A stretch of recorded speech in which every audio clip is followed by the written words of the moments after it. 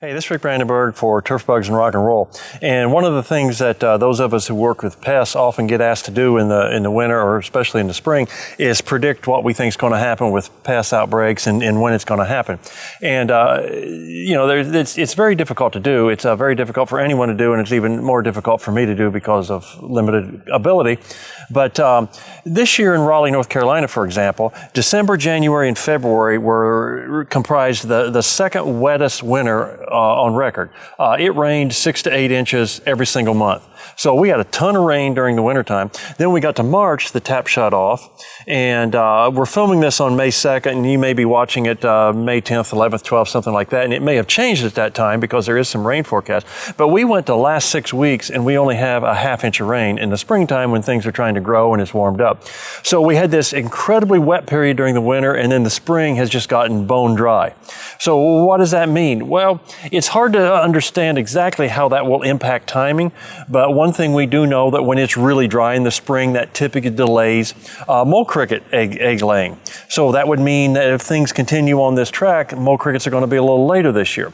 It usually means that it's harder to control fire ants simply because they are not as active. And as it continues, it may impact beetles and when white grub eggs are laid. So the drought can oftentimes slow things down. On the same time, the drought can increase the likelihood of other pests such as Bermuda grass mites or zoysia grass mites, which like hot, dry conditions. Certainly the dryness of this spring has contributed to helping them get a head start.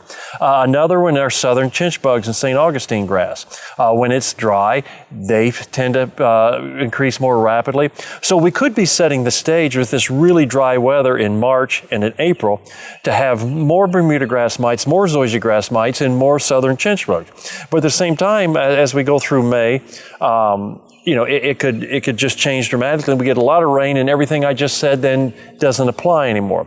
But even when you don't know the exact timing it's going to happen, you know that certain pests such as white grubs, mole crickets, they're favored by good soil moisture. Bermuda grass mites, zoysia grass mites, southern chinch bug, they're favored by below normal temperatures. So you just keep in mind what favors each pest and be on the lookout for it. And, weather can change in a hurry. May could turn out to be one of the wettest ones on record, and we end up with lots of mole crickets and white grubs. So just keep in mind what weather favors what pests and be on the lookout for those pests. Hope that helps. Look forward to talking with you again soon.